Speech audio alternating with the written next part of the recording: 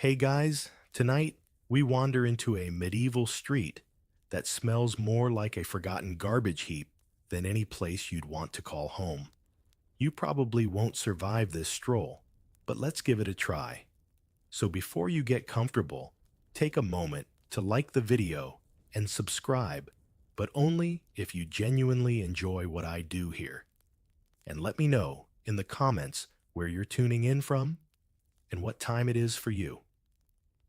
Now dim the lights, maybe turn on a fan for that soft background hum, and let's ease into tonight's journey together. You step forward cautiously, the uneven stones under your feet, slick with something you hope is only rainwater. The truth is, it's not. Medieval streets are rivers of filth. Waste from chamber pots, half-rotten vegetables, animal dung, and even human excrement pour straight from doorways into the gutters.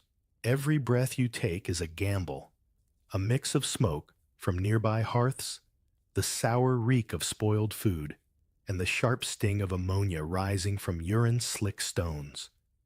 Your nose wrinkles, but there's no escape.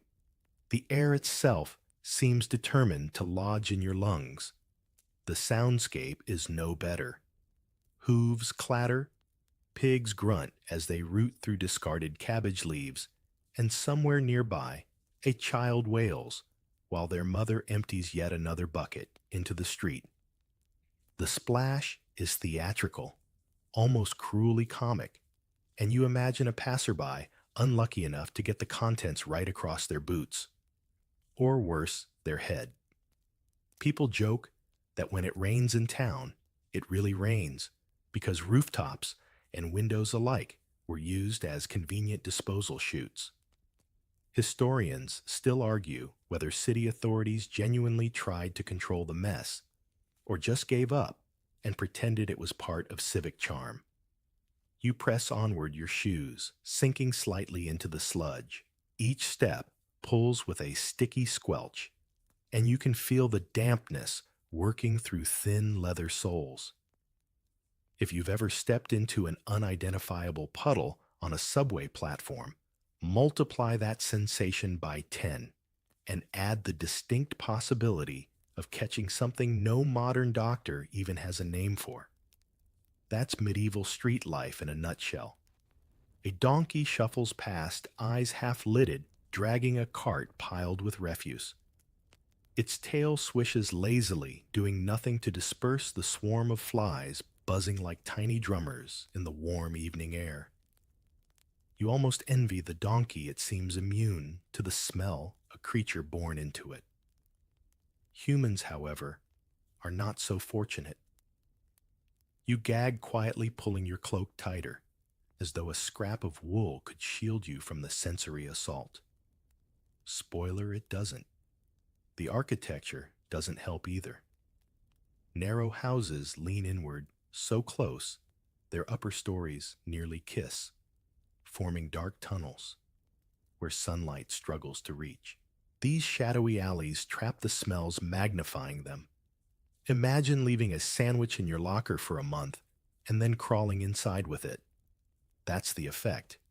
Rats thrive here, darting across your path with brazen confidence, their glossy black eyes glinting in the torchlight. One pauses, sniffing the air, as if to mock you, before vanishing into a gap between stones. And here's the odd thing: people don't seem overly disturbed. For them, this is normal.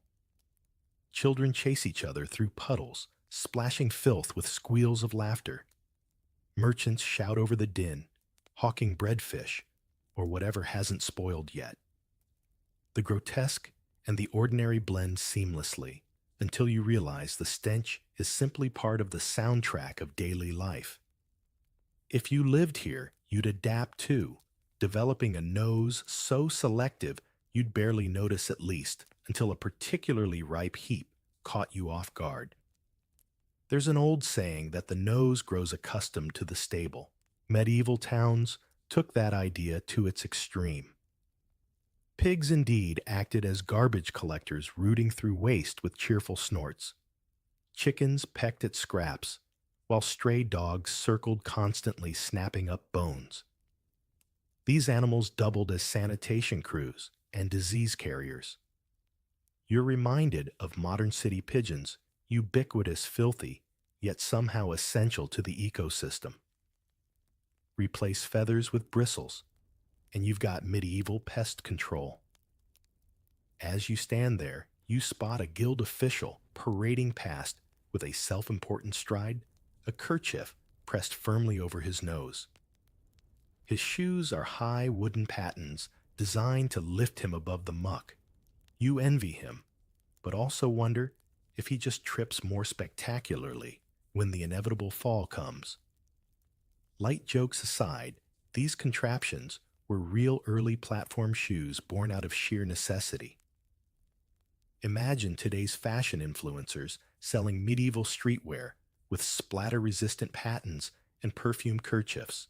Honestly, they'd probably trend.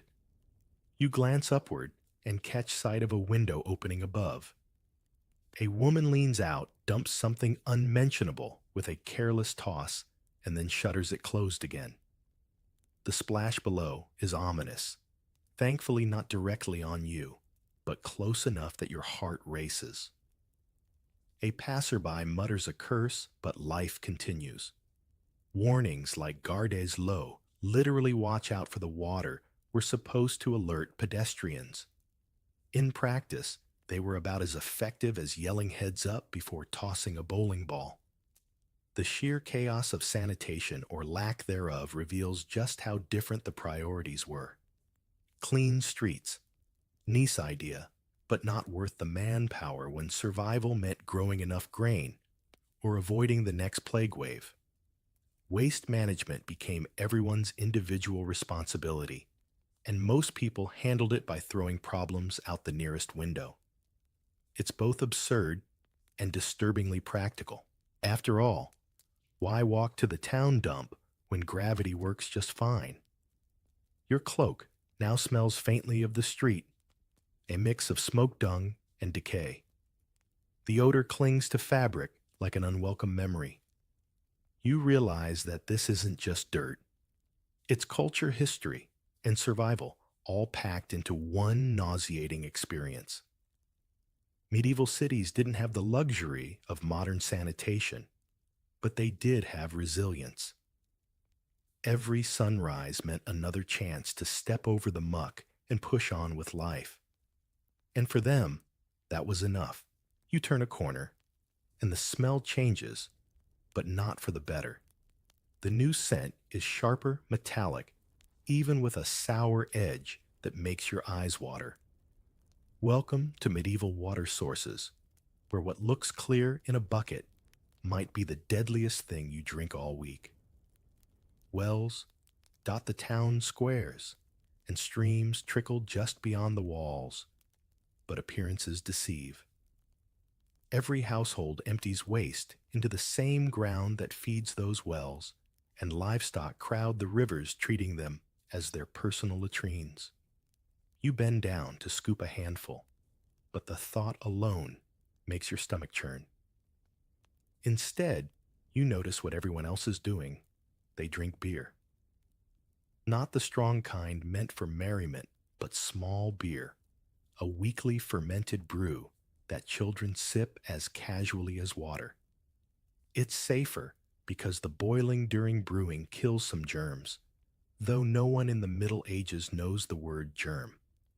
They just know that beer fills your belly without killing you quite as quickly. You lift a cup to your lips and taste the slightly sour, grainy liquid. It's not refreshing, but compared to what's in the well, it feels like a blessing. The scene is almost comic. Imagine toddlers sipping tiny mugs of beer at breakfast, their parents nodding with approval. It's the medieval equivalent of giving kids a juice box, except this juice box might leave you just a little tipsy. Historians still argue whether medieval people were drunk most of the time or simply accustomed to constant low-level intoxication. Either way, water wasn't worth the risk. As you stand by the well, A woman lowers her bucket, chatting casually about her neighbor's failing crops. She hoists it up her arms, trembling, and pours the contents into a jug lined with herbs to purify it.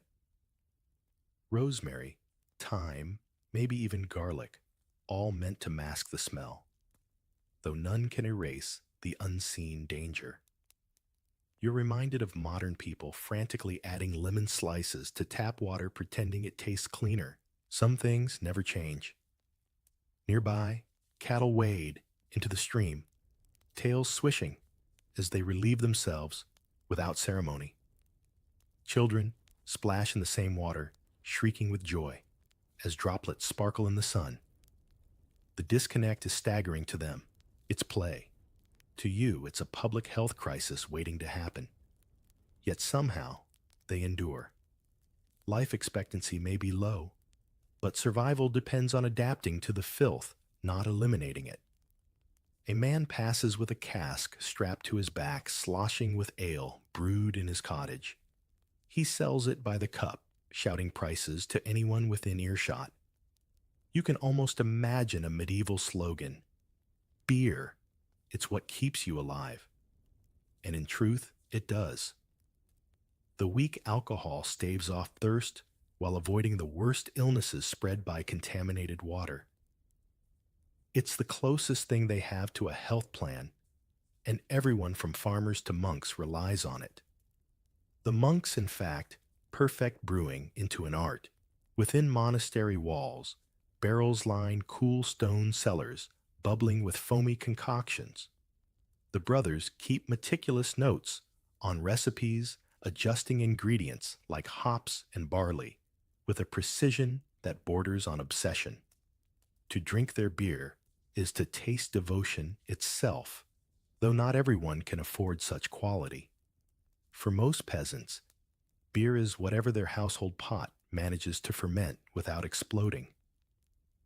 As you sip another gulp, the tang clings to your tongue.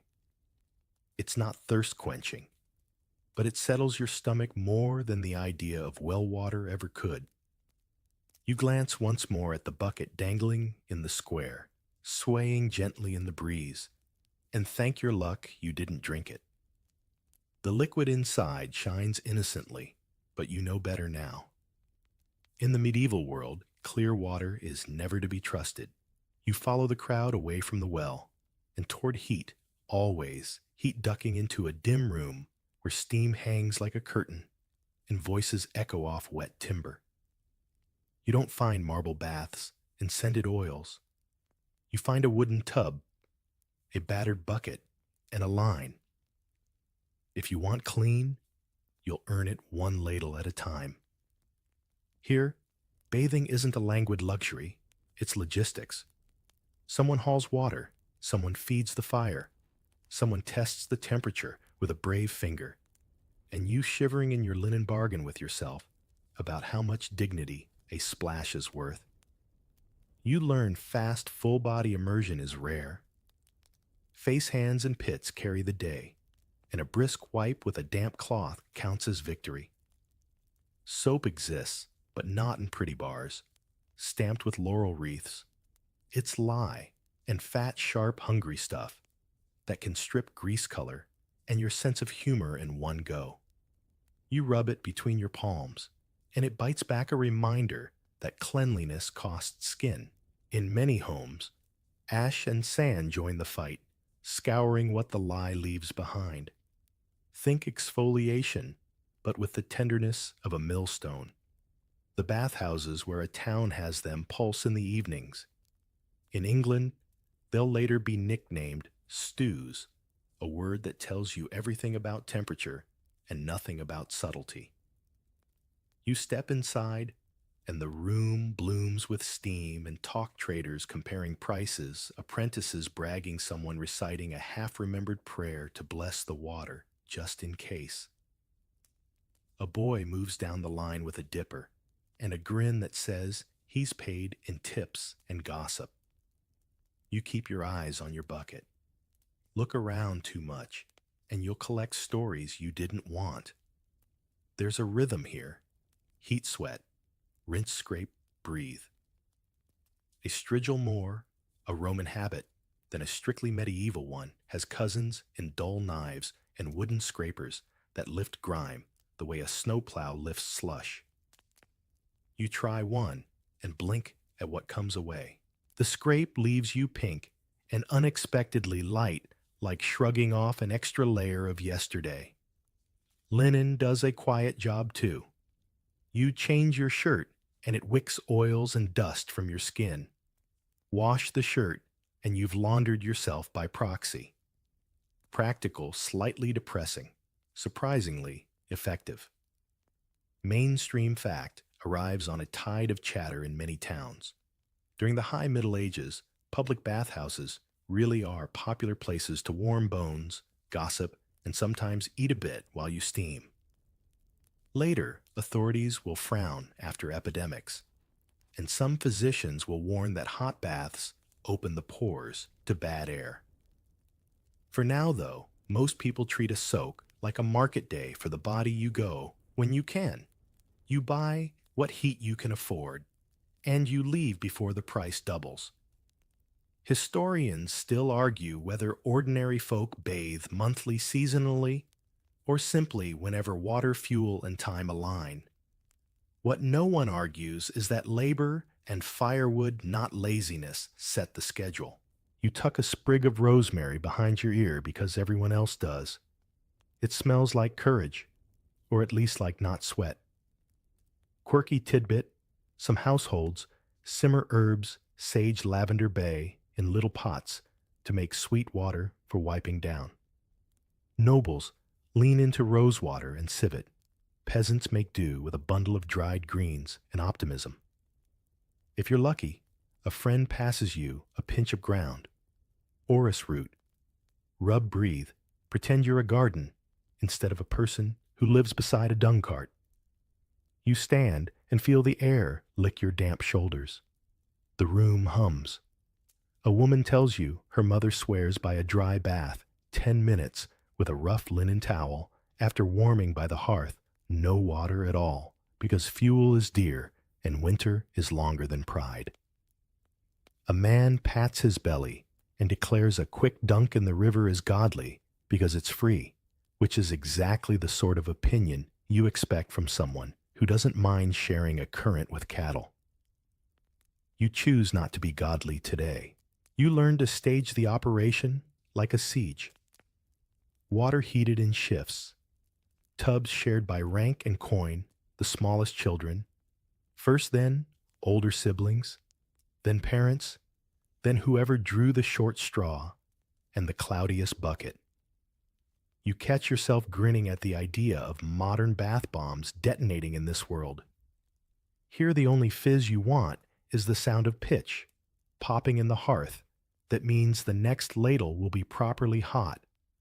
Call it spa minimalism. One tub, one bucket, one stubborn, will to feel human. And still the street clings to you. You scrub until your arms ache and discover the limit of soap is not dirt, but time. The lie leaves your knuckles stinging. You dip them in cool water and watch the redness recede like a sulking tide. Someone hands you a small dish of animal fat to soften the blow. You hesitate, then smear it over your hands, becoming soft and slightly bacon-scented. Nobody complains. In this world, smelling like the kitchen is halfway to holiness. A monk visiting from a nearby house sits on a bench and talks about order. In his cloister, he says they bathe on a schedule when wood and rules allow. They keep a warming room for the sick, and the infirmerer has opinions about temperature that rival a bishop's on doctrine. He mentions almost shyly that too much bathing can breed vanity, too little sloth. You file that away with other medieval paradoxes. Drink beer to stay healthy, but don't drink too much. Heat yourself to be clean, but not too hot. Moderation enforced by fuel. You trail a finger along the tub and marvel at the film that immediately coats it. One person's clean is another person's residue. You imagine a sign on the wall, please leave your sins, and your sediment outside and stifle a laugh. A woman across from you catches the almost laugh and gifts you a smile anyway. It's conspiratorial, the fraternity of people trying to stay decent in a world that hurls mud faster than you can wipe it away. Out on the street again, the winter air smacks your damp neck and you hiss. For 5 glorious minutes, you feel fresh, sharp-edged, almost modern. Then the city reasserts itself. Smoke stitches into your hair. A passing pig prints your ankle with a hopeful nose. Somewhere above, a shutter claps open, and you instinctively step left. Clean is a moment. Dirty is the weather. The realization doesn't depress you as much as you expect. In a place where survival is the job, small victories matter. A hot rinse, a clean shirt, rosemary in your pocket. That will do. You tug your linen straight and feel the rough weave bite back. The fabric squeaks faintly against your skin. Proof the lie did its work, proof you did yours. You are not polished. You are scrubbed. You can live with scrubbed. As the sun drops and the alleys turn to ink, you catch your reflection in a wavering puddle and barely recognize the version of you that arrived an hour ago, duller in the eyes, but warmer at the core. The city hasn't changed. Your grip on yourself has. A boy sprints past with a sloshing pail and a grin too big for his face. Hot water he crows to no one and everyone. You watch steam unravel into the cold like a banner. For a breath or two, it smells like rosemary and hope. You wake one morning in medieval Europe, scratching at your scalp.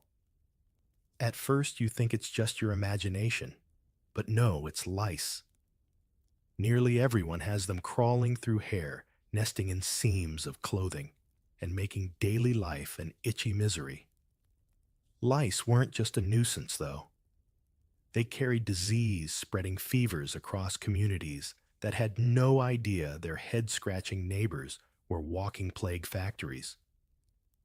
You watch a woman comb her child's hair with a fine-toothed bone comb, crushing the insects between her nails with an audible snap. It's strangely satisfying and deeply disturbing all at once.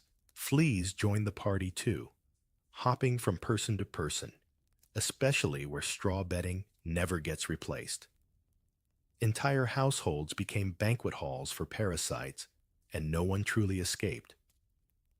Some people tried desperate measures, rubbing garlic or vinegar into their hair, or even sprinkling ashes on themselves. Nothing worked for long. Modern bug spray would have been a miracle, but instead they endured. It was common for peasants to joke bitterly that if you didn't have lice, you weren't really living. That joke hits differently when you feel the phantom itch on your own skin. Of course, the biggest villain wasn't just discomfort. It was the Black Death. Fleas on rats carried Yersinia pestis, and when they bit humans, the results were catastrophic. Entire villages vanished, and still people didn't know the real cause. They blamed bad air, divine punishment, or even unlucky neighbors. Imagine scratching your arm, wondering if the next bite was just another annoyance or the start of something fatal.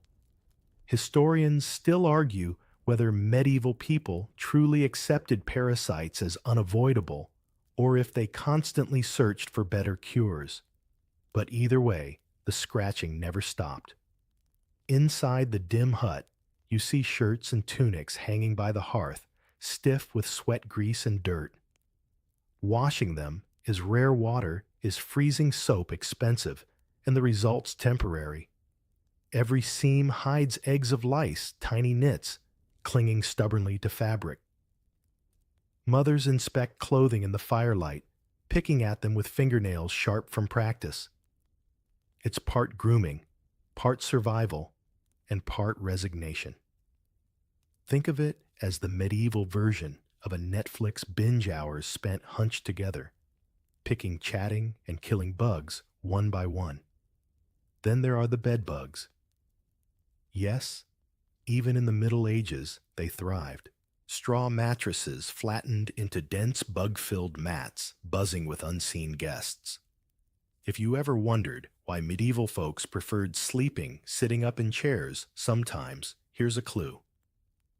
Bed bugs feasted at night, leaving bites that swelled and burned. Combined with fleas and lice, it was a full symphony of itching. Imagine the soundtrack, scratching, sighing, and muttered prayers night after night. There were even stranger remedies. Some people believed wearing a pouch of herbs would ward off vermin, the scents too strong for pests to handle. Others rubbed animal fat into their skin, hoping to suffocate the creatures. Did it work? Not really. But when the options are limited, even smearing goose grease seems worth a try. And hey, at least it made your skin shiny in the firelight. The strange part is how normalized it all was.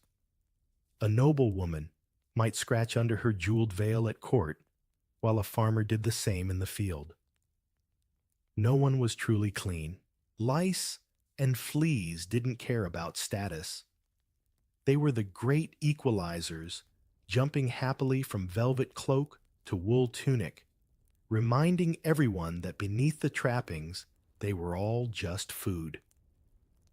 You tug at your own collar, half expecting to find one crawling, and feel grateful for your modern shampoo. By the time you crawl under a straw blanket, you realize that gross is relative. For medieval people, this was simply life scratch, endure, repeat. And as you drift to sleep, the thought itches at you.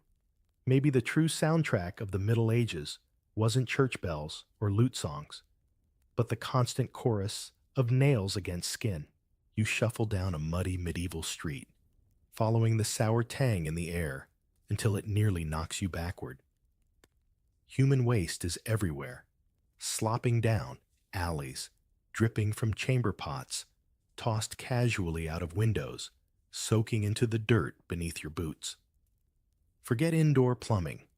The closest most people get to sanitation is shouting, "Look out below," before dumping last night's stew remnants and urine onto whoever happens to be walking past. The street doubles as both highway and sewer, and you're forced to step carefully, balancing on cobblestones while hoping your shoes' thin leather at best don't soak through. In theory, there were regulations. Some towns even had ordinances about when you could empty your chamber pot, but in practice, rules dissolved like manure in rain. The result was an open-air cocktail of smells so strong that visitors from cleaner regions often wrote about it in their journals. You imagine someone from the 21st century fainting, instantly overcome by a stench that medieval noses had simply learned to ignore. Historians still argue whether these people were truly desensitized or just perpetually miserable. But one thing's certain, it was never fresh. Every town had cesspits, deep holes dug to collect waste, but these filled quickly. When full, they overflowed, seeping into wells and streams, contaminating the very water people depended on. Night soil men made a living, scooping it out and carting it away, sometimes spreading it on fields as fertilizer.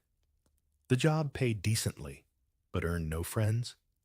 The smell clung to them like a curse, marking them in every crowd. Imagine walking into a tavern and the entire room shifting away from you without a word. That was their daily reality. You pass by one such crew, their shovels sinking into a pit behind a row of houses. The squelch makes your stomach turn. Yet to farmers, this was wealth. Waste spread on fields meant stronger harvests. And in a world where famine lurked around every corner, practicality outweighed disgust. If food grew, no one cared how. You might wrinkle your nose now, but when hunger gnaws, you'll gladly eat bread grown from last year's sewage.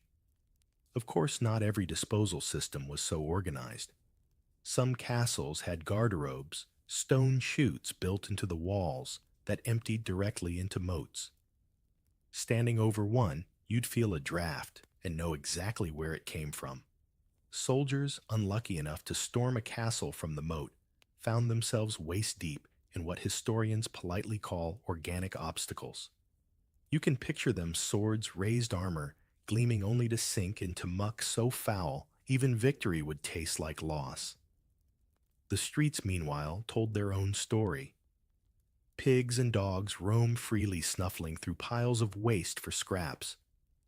Children played nearby barefoot and carefree immune, or perhaps oblivious to the hazards underfoot. The concept of germs didn't exist, so illness was blamed on miasma, the bad air rising from filth. Ironically, they weren't entirely wrong. Breathing those fumes certainly didn't help anyone's health, even if the real killers were microscopic. Step into a medieval market, and the chaos intensifies. Butchers slaughter animals on the spot, blood pooling into the same gutters that carry human waste. Fishmongers toss scales and guts into the street, adding to the stew. Flies swarm so thick you can hear the buzz, yet shoppers haggle cheerfully, noses half dead to the stench. This was life, and if you wanted fresh meat, you endured the puddles of filth surrounding it. And then there's the footwear problem. Shoes, if you could afford them, were thin leather soles barely sewn to uppers. Step wrong in a dark alley, and the liquid squishes between your toes. No amount of scraping against the threshold will erase that feeling. People carried the streets home with them, into kitchens, into beds, into every corner of daily life. The line between outside filth and inside comfort didn't really exist. For a moment, you stand in the center of it all, overwhelmed. The sound of sloshing boots, the sight of pigs rooting in trash, the smell of human life at its rawest. You think of modern plumbing, hidden pipes, silent drains, clean bathrooms, and feel like royalty by comparison. Medieval sanitation wasn't just gross. It was omnipresent, shaping every breath, every meal, every sip of water. And as you take one careful step forward, you realize the only way to survive here is simple: stop noticing, or you'll never stop gagging. You wander into a cluster of small cottages drawn by the unmistakable tang of smoke and something sour-sweet drifting from inside. Today is laundry day, or as close as medieval people ever get to it. You peek through a doorway and find a woman hunched over a steaming cauldron, stirring a brew that looks more like witchcraft than soap. It's lye boiled from wood ash, thickened with animal fat, sometimes mixed with herbs if she's lucky. The smell is acrid, almost biting, stinging your eyes as you step closer. Washing clothes here isn't just work. It's warfare against dirt and smell. Clothing, after all, carried the real filth of daily life. Shirts stiff with sweat tunics, soaked with smoke bedding, filled with lice and fleas. All of it piled up until someone couldn't stand it anymore. Most people owned only a few garments, so washing wasn't weekly, or even monthly. It was whenever filth won the battle. You watch her plunge a coarse woolen shirt into the bubbling pot, using a paddle to stir it like soup. The steam rises, carrying with it a nose-burning reek that feels anything but clean. What's remarkable is how rare this scene is. Washing clothes consumed fuel, water, and time-precious resources in a world where every log and drop mattered. Some households skipped washing entirely, preferring to air out clothes in the sun or beat them with sticks by the river. It's the medieval equivalent of spraying air freshener instead of actually scrubbing. Historians still argue whether peasants routinely laundered linen or simply endured, but evidence suggests clean shirts were prized as a badge of decency, even if the rest of you smelled like a barn. The process itself was brutal. After soaking in lye, garments were rinsed in freezing river water beaten against rocks to loosen grime. Women stood ankle-deep in icy streams, swinging heavy cloth until their arms burned. By the end, the fabric was cleaner, yes, but also thinner frayed and reeking faintly of ash. The choice was simple: dirt or wear your clothes to death. No wonder many people settled for the dirt. And then came the drying. Clothes flapped stiffly in the wind, frozen into awkward shapes, in winter crackling like brittle parchment. Imagine pulling on trousers that feel more like wooden planks than fabric. You'd walk stiff-legged until body heat softened them, creaking like a badly oiled hinge. It's almost funny until you remember it's your only pair. Perfume offered a shortcut. Nobles splashed rosewater or lavender to mask odors, while peasants stuffed pockets with herbs or crushed mint into collars. It didn't clean anything, but it made life a little more bearable. Quirky tidbits, some even carried pomanders, small balls filled with spices, sniffing them dramatically whenever stench threatened to overwhelm. It was equal parts hygiene and theater, the medieval version of pulling out a scented hand sanitizer. Your modern brain rebels at the sheer imbalance. You're used to tossing clothes into a machine, pushing a button, and walking away. Here, laundry is a day-long ordeal involving fire river muscle and prayers. You picture medieval parents telling children to put on your good shirt and realize that good might just mean the one that smells least like smoke and pigs. By evening, the woman drags her laundry from the river, arms trembling, skin red from cold. She wrings each shirt with the determination of survival, then hangs them across a rope strung between trees. The fabric drips into the mud below, undoing half the work, but no one complains. Clean in this world is relative. It's not fresh linen on a hotel bed. It's a shirt that doesn't crawl or knock you unconscious with its stench. As you leave your nose still stinging from the lye, you realize something unsettling medieval clean would still smell foul to you. But for them, this was triumph. To slip into a freshly boiled, sun-dried shirt was luxury, a reminder that in a dirty world, even small victories mattered. You press your tongue against your teeth and feel the gritty film that never quite leaves. Mourning in the Middle Ages doesn't come with mint or foam. It comes with a wooden pick, a handful of ashes, and a prayer. Tooth care here is less ritual than improvisation. You chew the end of a twig until it frays an impromptu brush and work it along the gum line. Then a pinch of salt or soot rubbed with a damp cloth, and you spit into the hearth where the paste sizzles like it's offended to be seen. Clean is a mood, not a measurement. The first problem is the menu. Your bread is dark and dense, milled on stone that throws tiny grit into the flour. Every chew is gentle sandblasting. You tell yourself that's exfoliation for teeth. It's not.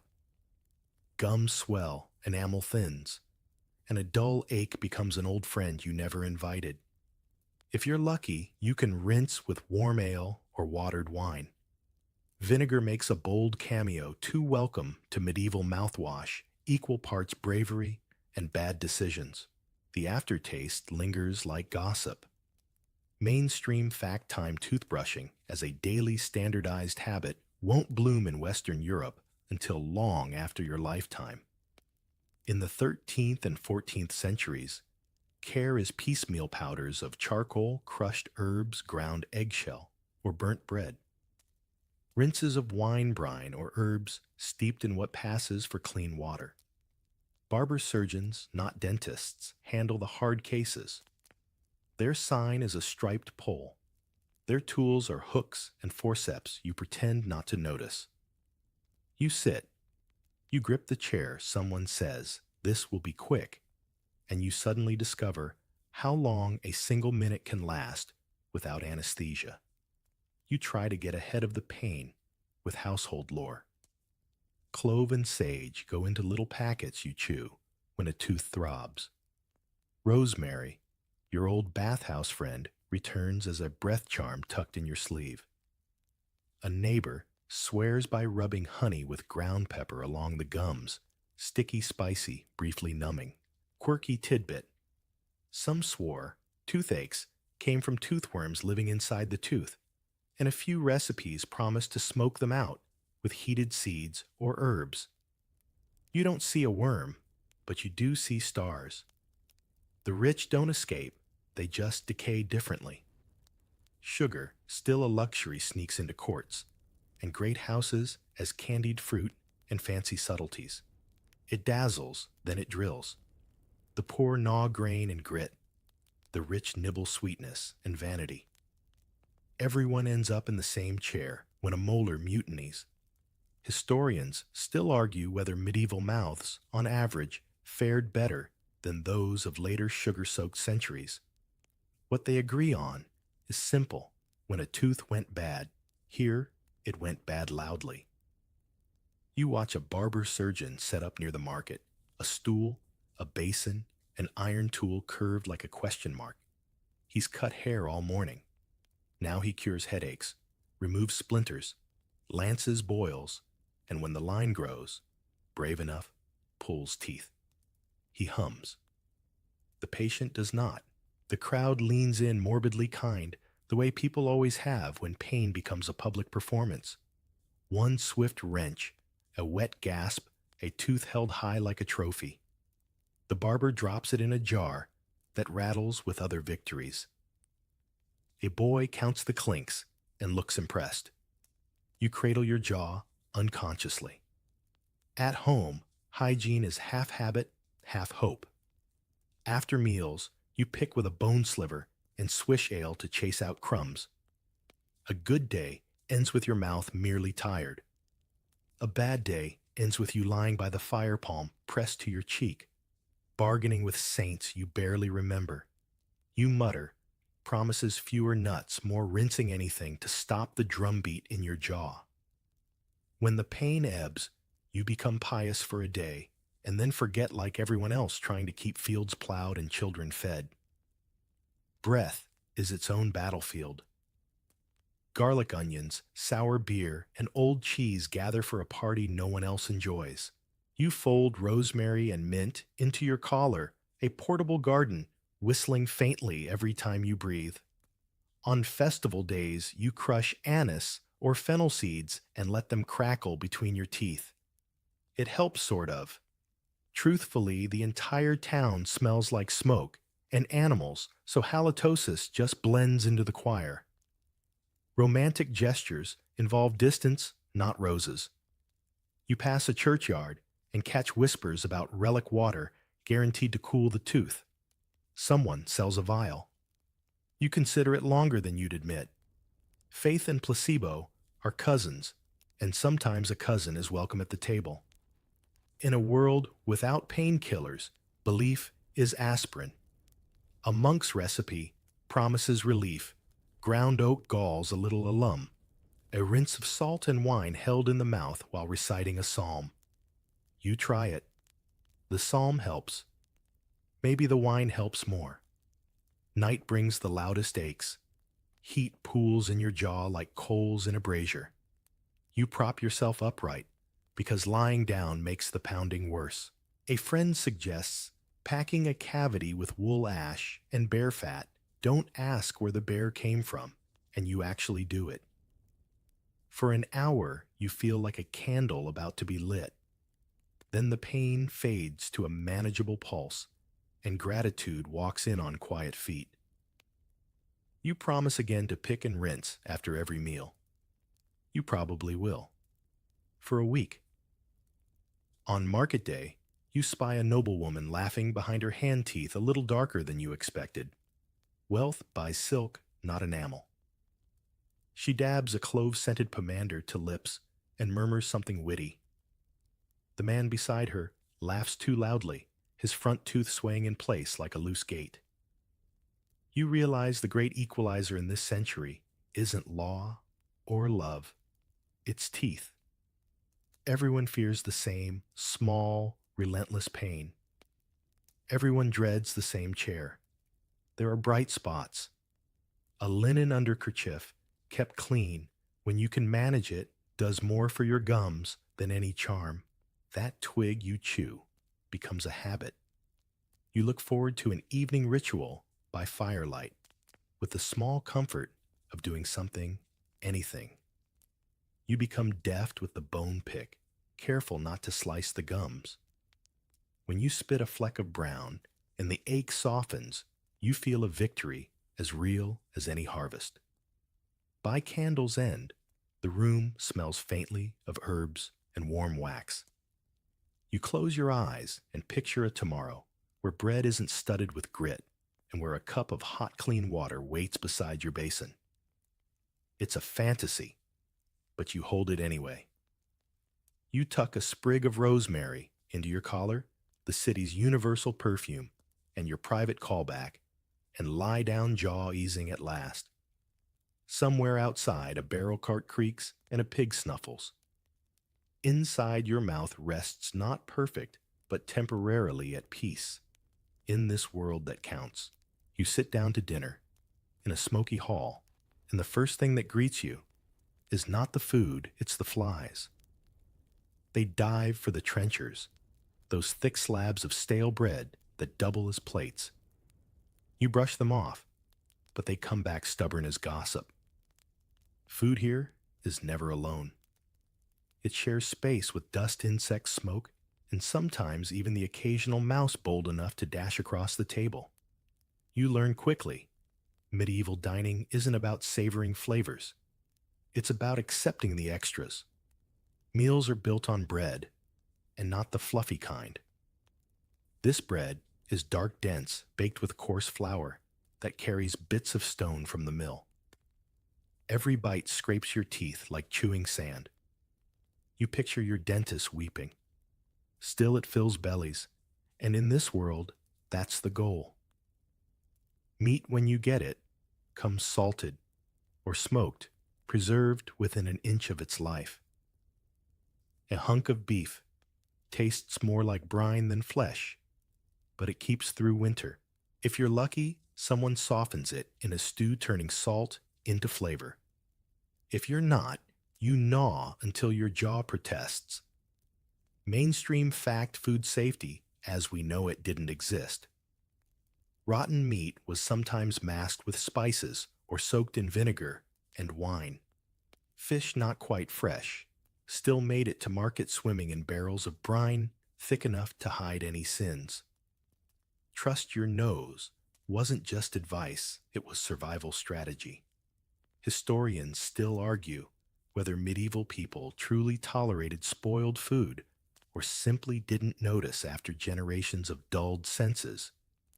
But your stomach knows the truth. One wrong bite, and you're praying to every saint you can name. Quirky tidbit.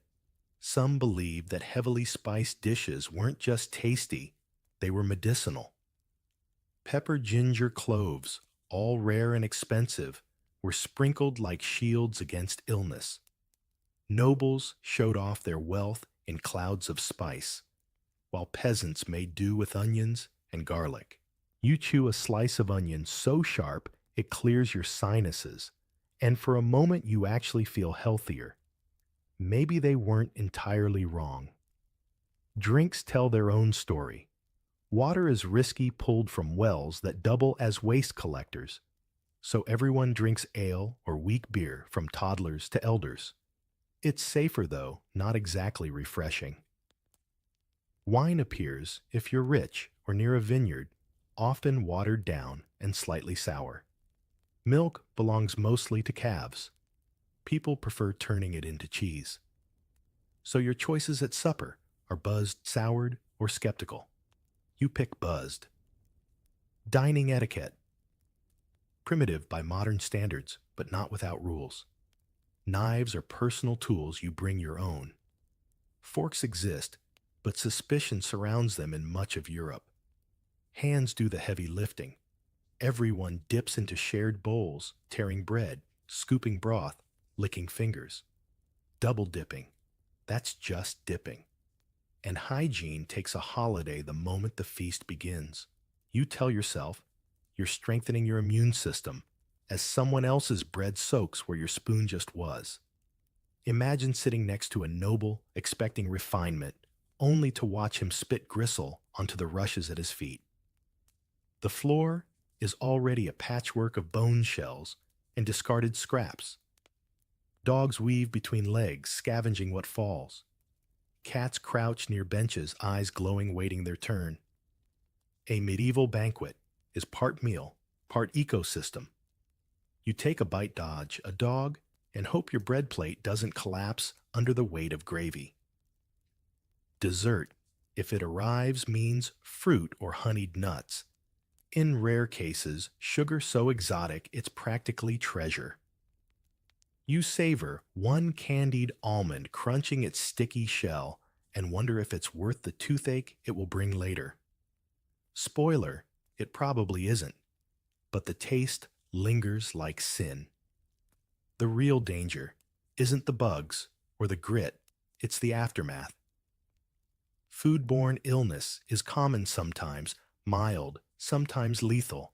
A stew left too long on the hearth, a fish past its prime, and entire households end up clutching their stomachs. Summer complaint, they call it, as if diarrhea were just a seasonal nuisance. You laugh, then stop when you realize they mean it. By the end of the meal, your hands are slick, your teeth ache, and your nose twitches from smoke. Yet you also feel oddly satisfied. Against the odds, you're full.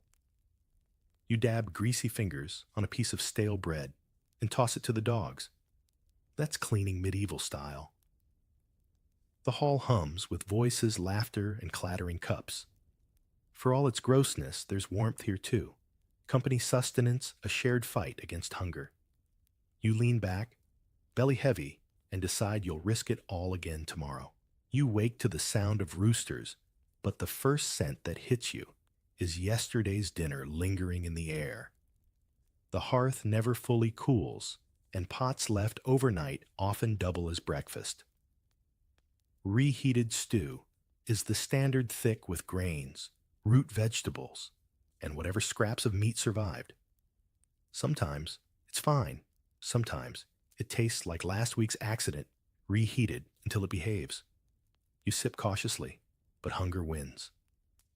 In the Middle Ages, waste not only felt immoral, it felt suicidal. Food storage is a battlefield of its own. Without refrigeration, survival depends on salt smoke and fermentation. You see slabs of fish hung high in the rafters, smoke curling around them like protective hands. Meats are buried in barrels of salt so thick you wonder if you'll ever taste anything else. Cheese wheels sit on shelves, hardening into cannonballs. Even butter becomes salted until it bites your tongue. Each method works, but every method changes the flavor.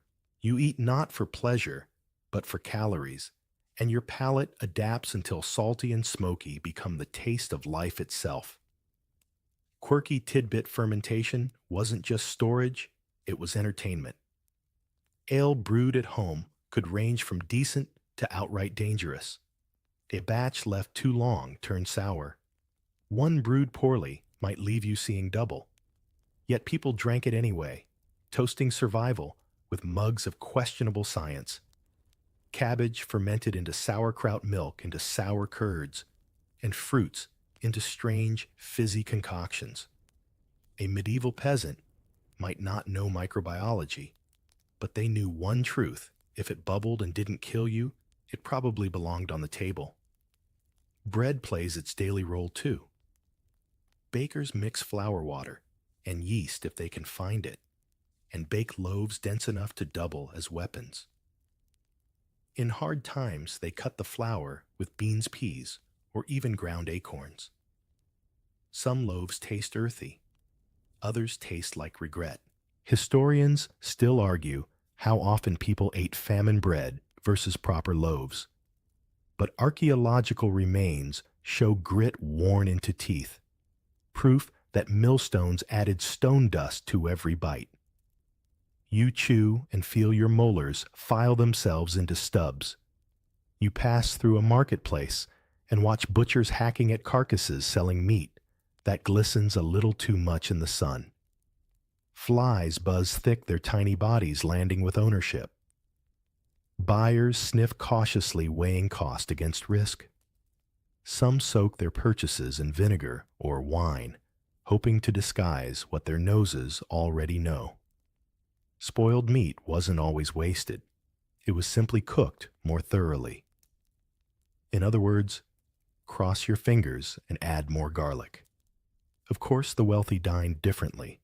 Noble tables bent under roasted swans, pies filled with layers of venison, and exotic spices from trade routes. Dishes were drenched in saffron, cinnamon, and ginger less for flavor than for status.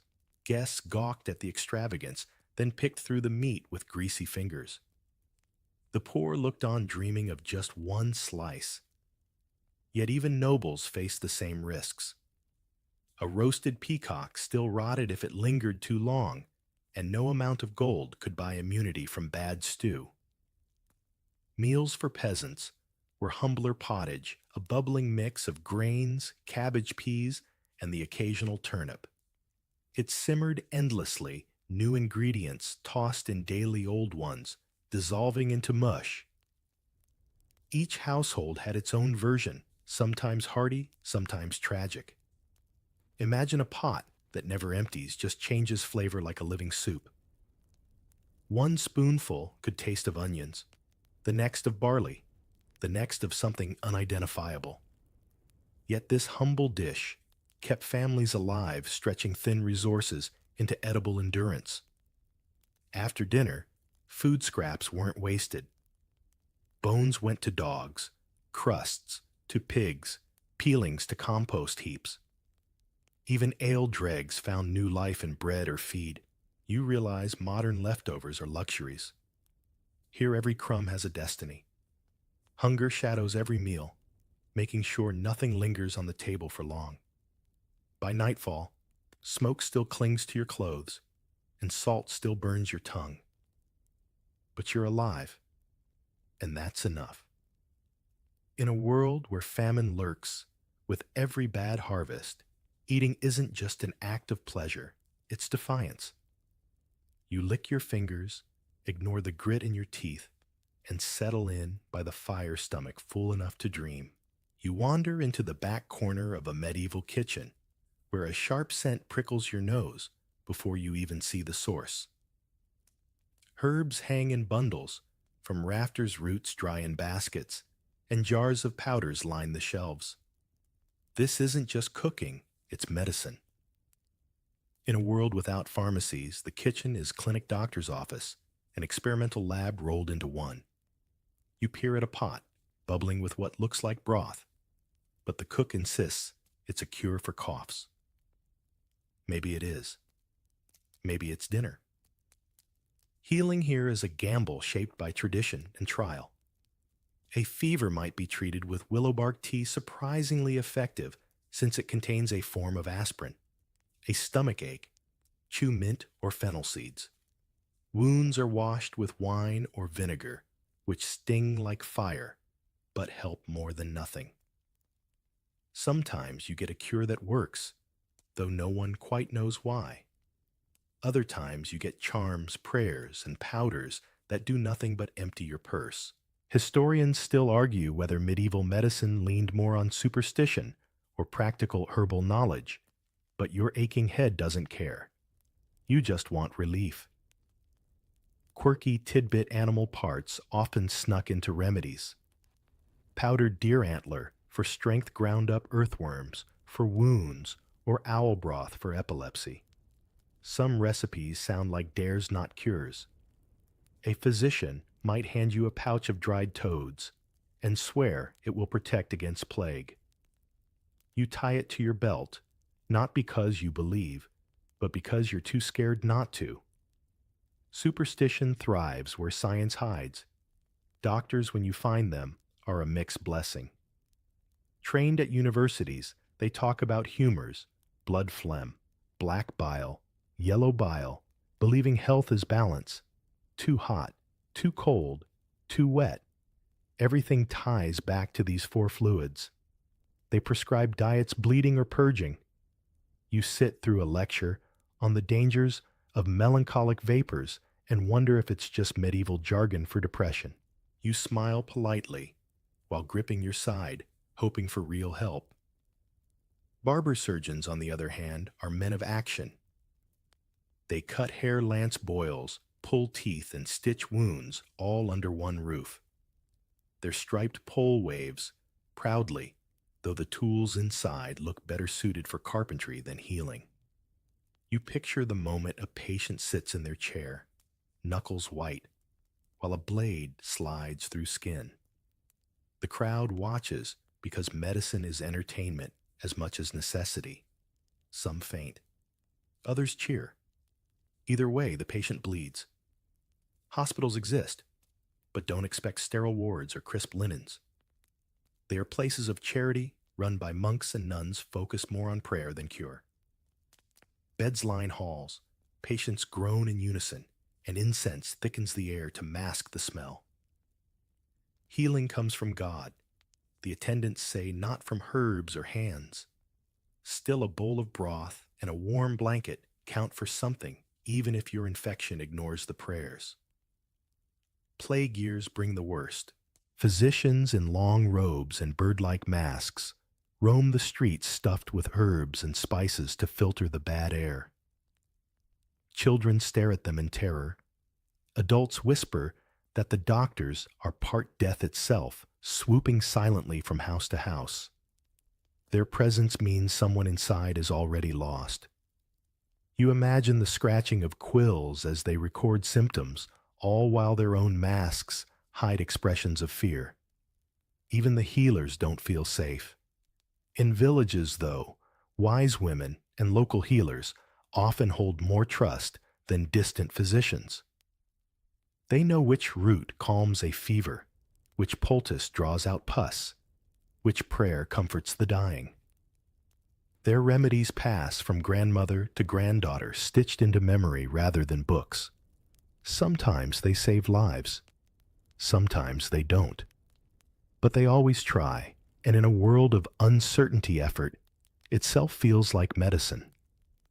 By evening, you find yourself sipping a bitter brew of herbs, handed to you by a villager. It tastes like dirt steeped in vinegar, but the warmth eases your chest. Maybe it's working. Maybe it's just the fire. Either way, you're grateful. Medieval medicine may not cure every illness, but it offers something modern pills sometimes can't: the feeling that someone cared enough to mix, boil, and watch over you. And in this world, comfort is half the battle. You're ushered to a stool beside the market, where a striped pole twirls in the breeze like a hypnotist's watch. Red for blood, white for bandage, the barber surgeon's unofficial logo. You already know what you came for, because everyone comes for the same thing: to be balanced. Your head aches, your chest feels heavy, or your thoughts have grown foggy. The remedy in this world is simple and universal. You let something out. A basin clinks onto the table, wide, shallow, with neat little graduations nicked inside the rim. It's a bleeding bowl, part measuring cup, part theater prop. The barber rolls his sleeves, fingers your forearm, and hums as if he's tuning a lute. He consults a chart pinned to the wall, a human figure covered in tiny labels. The vain man cousin to the famous zodiac man. Each line points to a vessel, paired with symptoms, seasons, and stars. If your spleen sulks, cut here. If Saturn frowns, avoid that vein. You notice the moon, sketched in the corner. Of course, the moon is involved. In a world where tides obey its pull, why not humor's mainstream? Fact: medieval medicine rides on the four humor model, blood phlegm, yellow bile, black bile, each tied to qualities like hot, cold, wet, and dry.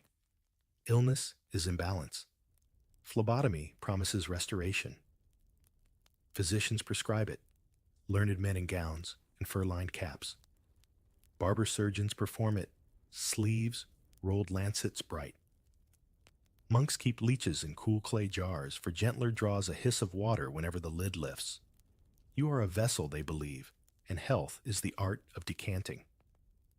The barber palpates a vein at your elbow and nods like a vintner approving a good cask.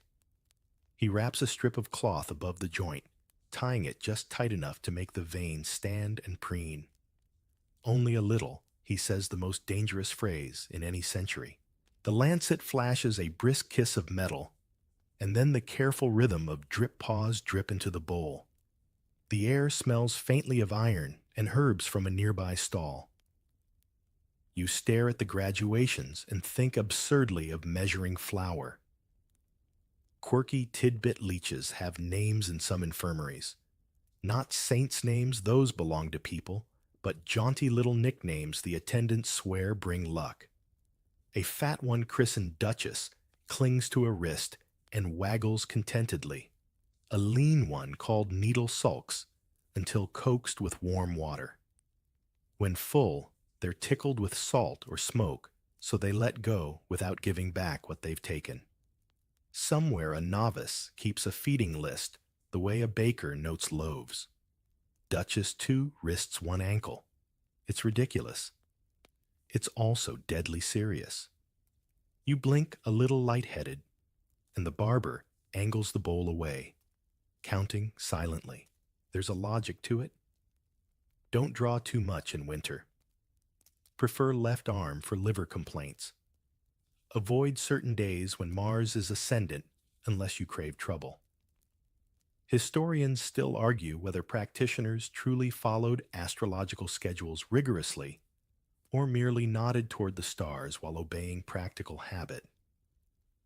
Either way, patients prefer the certainty of ritual to the terror of chance. Across the stall, a wealthier client arrives with a letter from a physician phlebotomy at once cupping afterward.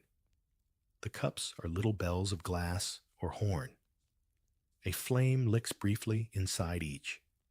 Then the mouth is pressed to skin, and the cooling air pulls flesh into a miniature dome. Dry cupping leaves round kisses that fade. Wet cupping begins like the rest with a prick, so the suction coaxes a slow ooze into the cup. The pattern looks almost decorative, a constellation mapped on a back. If you squint, you could call it art. You don't. Your mind wanders to breakfast salted fish and black bread, the gritty kind that files teeth, and you decide you've done harder things than this. Childbirth harvest, plague years, sheep that refuse the gate. Letting out a little blood feels almost polite by comparison. The barber unwinds the cloth and binds your crook with a neat twist of linen. Pink as a rose, he says, which is generous. You feel pale as a candle stub, but you nod as if complimented. The town square keeps time by spectacle. A man recovering from agues stumbles past a leech still clinging to his ankle like a stubborn brooch. A monk in a brown habit daintily pours a measure from a bleeding bowl onto the earth and murmurs a psalm, hedging bets in case heaven prefers its share. A girl holds a bouquet of rosemary under her nose, swearing it keeps faintness away. Everyone has a trick sip, salted ale, nibble a date, keep your feet warm. Medicine and folklore mingle like cousins who never learned boundaries. You've heard the warnings, of course. Too much letting drain strength. Too little leaves the fever to roam. The sweet spot shifts with season, age, and whim. In plague time, some physicians forbid phlebotomy, fearing it opens the body's gates to worse invasion. Others double down, insisting stagnation invites rot. Public faith sways with the last neighbor's result. If the miller's fever broke after a pint, then a pint for all. If he died, the stars were wrong. Either way, the barber's cue remains steady. There's a gentler version of the ritual for children, and the frail scarification and cupping along the shoulders, a leech behind the knee, a spoon of warm wine for courage. You watch a mother stroke her boy's hair, while a nun distracts him with a story about Saint Roch and his dog. The boy whimpers, then quiets eyes fixed on the dog part. Sometimes story is the only anesthesia available, and it works better than you'd think. A physician passes robes whispering, and pauses to lecture the barber softly about choleric temperaments and summer diets of cucumbers and dill. You half listen and decide the details matter less than the ritual's effect. You wanted help. Someone looked, decided, acted, and sent you home with instructions. Rest broth, no salted pork for 2 days. In a life ruled by weather and lords that sequence attention, action advice feels miraculous. Before you go, the barber gestures to a small calendar nailed near the chart. Saints' days and bleeding days share the parchment like old roommates. Spring and autumn show tidy clusters the recommended seasons for general evacuation. Whole households come then, father first, then mother, then children, in order of height, like a strange picnic, with basins. The idea is maintenance, not crisis clear. The channels keep the humors trim. You picture a modern tune-up and stop yourself from laughing. It would be rude, and also you're a little woozy. By afternoon, your head feels lighter, not clearer exactly, but emptied of the pressure that nagged all week. Maybe it's physiology. Maybe it's suggestion. Maybe it's the blessed quiet of having done something when nothing else seemed possible. You tuck a sprig of rosemary, your faithful callback, into your collar and promise to drink broth, to sleep near the hearth, to pretend you'll avoid pork. You won't. The world is salted pork and black bread, but for a day or two, you'll try. On the way home, you pass the leech jar again. The lid lifts, the water trembles. Duchess turns lazily sated and glossy queen of tiny miracles. The novice grins at you like an accomplice. She works, he whispers. You nod. Whether by nature numbers or narrative, something here relieves. In a place where pain has so few exits, even a measured drip into a shallow bowl can feel like a door. You sit cross-legged on a rough bench, your jaw aching before you even open your mouth. Dentistry, if you can call it that, is about to begin. The barber surgeon, yes, the same man who cut hair and opened veins, now approaches with a pair of iron pincers warmed by the fire. There is no soft chair, no sterile tray, no kind assistant humming pop music. Just smoke-stale beer and a crowd eager to see if you scream. Toothaches are more than inconvenience in this world. They swell cheeks, rot gums, and sometimes lead to fevers that carry people off entirely. Without fluoride toothbrushes or much knowledge of bacteria, cavities spread fast. Bread grit from millstones, meat sinew, wedge deep sugar for the rich clinging like glue. All of it conspires against your enamel. Historians still argue how widespread tooth decay really was, but skeletons don't lie jaws full of abscesses. Molars cracked from years of grit, incisors worn flat as paving stones. You imagine biting into an apple only to feel the crunch of your own tooth giving way. The cure, yank it. No numbing agents beyond strong ale or a belt to bite. The barber wedges his iron forceps around the offending tooth, muttering encouragement. The crowd leans in. One tug, two, then a snap as the root finally tears free. Blood wells fast, and you spit red onto the rushes at your feet. Relief floods in fierce and dizzying. Pain replaced by raw absence. You grin crookedly, half proud, half faint. Someone claps. In this town, losing a tooth is practically a performance. Quirky tidbit charms and spells often accompany dental pain. Some whispered rhymes to Saint Apollonia, patroness of tooth sufferers, hoping she'd carry agony away. Others wore amulets carved from wolf teeth, believing the predator's strength kept decay at bay. A few desperate souls even chewed on herbs, mixed with ground-up frog bones, swearing it soothed. It didn't, but in a world without anesthetic belief was balm enough. Not every case called for extraction. Sometimes honey was packed into cavities to dull the ache-sweet relief quite literally. Sometimes vinegar rinses or hot poultices were applied to gums.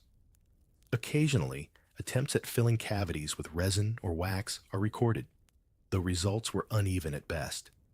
Imagine eating warm porridge only to feel your makeshift filling melt like a candle. Comfort never lasted long. Mainstream fact tooth worms. Yes, many believed cavities were caused by tiny worms burrowing through enamel.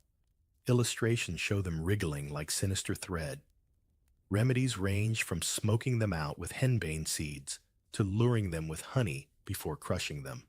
Of course, no worms appeared except in the imagination, but the theory lingered for centuries, gnawing at medical logic the way pain gnawed at molars. You notice that wealthy households sometimes fared worse, their access to sugar-leaving skulls riddled with decay. Nobles showed dazzling smiles in portraits, but in reality, many concealed gaps, blackened stubs, or wooden replacements carved to fit their mouths. Ivory or bone dentures existed, but they were rare and more decorative than functional. Eating with them was like chewing with fence posts. You picture a duke discreetly slipping his smile into a pouch before dinner. Extractions had their dangers. A slipped grip could shatter bone tear gum or leave fragments lodged inside. Infections followed, spreading swiftly without antibiotics. Some unlucky souls lost more than teeth. They lost their lives. Yet risk rarely outweighed relief. When pain throbbed with each heartbeat, you'd risk almost anything for silence. Crowds thin as evening falls, but you stay seated, tongue exploring the fresh gap. Already, your neighbors are advising you rinse with salt water. Chew only on the left where garlic around your neck. Everyone is an expert when it comes to suffering they narrowly avoided. You sip weak ale, grimace at the sting, and tell yourself, you'll never eat hard bread again. You will, of course. Hard bread is survival itself. Walking home, you pass a child showing off a lost baby tooth like treasure, proud of the gap in his grin. You envy him. His tooth fell with no forceps, no audience, no pain beyond the pinch of nature's clock. For adults, the bargain is never that kind. Teeth don't fall out gently. They're pulled torn or rot away. Your jaw aches in sympathy at the thought, and you thank the dim firelight for hiding your grimace. As you lie down, cheeks swollen, you clutch the tooth still in your hand. Some people keep them for luck, stringing them as talismans against future pain. Others toss them into rivers, hoping the current carries misery away. You roll yours between fingers, marveling at its jagged root, and finally tuck it into a crack in the wall. In the morning, the ache will still throb, but for now, you drift into uneasy rest. One tooth lighter, one story richer. You wake with a pounding head and a gut that won't settle. Maybe it was yesterday's salted fish, maybe the ale gone sour, or maybe the gods simply chose today to remind you of your mortality. Either way, you are sick, and in the Middle Ages, sickness isn't just misery. It's a crossroads between prayer potions and sheer luck. A neighbor suggests a purge. Out comes a jug of strong herbal brew, thick as mud, bitter enough to make your tongue recoil. The logic is simple. Get the poison out. If your body doesn't want to vomit on its own, they'll force it. You gag, you retch, you empty. Everyone nods in approval. To them, this isn't torture, it's therapy. Historians still argue whether purges ever truly helped or whether they only weaken bodies further. You don't care. You're too busy spitting bile into a bucket. Quirky tidbits, some remedies doubled as snacks. Dried figs steeped in vinegar to draw heat, or almonds ground with rosewater to cool the stomach. There are even recipes where breadcrumbs, honey, and strange spices are mixed into a paste believed to expel phlegm. You imagine trying to choke down a sweet, sticky lump while fever burns through your skin. Medieval medicine didn't separate flavor from function. Both mingled like cousins at a noisy feast. For fevers, bleeding returns as the universal answer. If you burn, you must be too hot, too full, too wet with dangerous humors. A vein is opened, or a leech set to work, drawing life away in careful drips. You lie pale, chilled, and they tell you it's progress. Relief sometimes follows, sometimes not. The ritual comforts the healthy more than the sick, convincing the watchers that they've done all they can. You close your eyes and wonder if you'll wake at all. Mainstream fact plague turned all this into theater of terror. The Black Death swept towns, killing in days, and remedies flew like desperate arrows. Some carried posies of herbs, believing sweet scents warded off bad air. Others whipped themselves in the streets, hoping God would spare them for their suffering. Doctors stuffed beaked masks with spices and strode through streets like ominous birds. Historians still debate whether those masks offered any real protection or just psychological armor, but to the dying, they were symbols of both hope and horror. At home, illness meant turning to family cures. A grandmother brewed teas of chamomile and mint. A mother wrapped a child in blankets, sweating the sickness out while prayers rose with incense smoke. The line between comfort and cure blurred. Sometimes the herbs soothed, sometimes they didn't. Yet the touch of a hand and a whispered blessing did what no university-trained physician could reassure the sick that they weren't alone. You think of hospitals, those sprawling halls run by monks and nuns. Beds line the room, each patient groaning softly, their sounds blending into a weary choir.